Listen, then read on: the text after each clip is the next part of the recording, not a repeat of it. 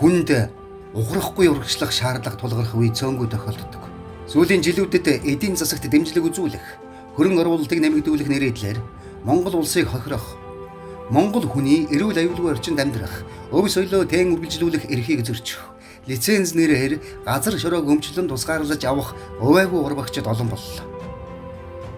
Галдан бошигдоос эхлээд өвөг дээдсэн маань халуун ам бүлээн цусаа өгч тэмцэн байж үлдээсэн нутаг ус газар шороогоо хэн нэгэн дуусашгүй шуналтны халаасанд найр тавин өгөх хүн бий биш. 1072 хувь цаг эргэн бүрд буцан эзэмшүүлэх тухай хуулийн төсөл санаачилсан юм.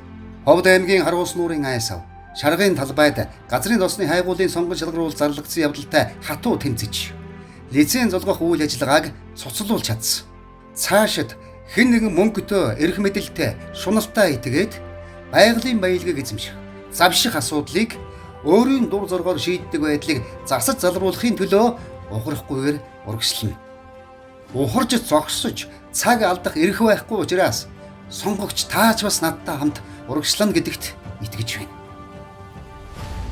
2024 оны улсын их хурлын ээлжид сонгуулийн 2 дугаар дөрөг Ховд, Увс, Завхан, Говьалт аймагуудад ардчилсан намаас нэр дэвшигч Ширнэн бандийн ачаа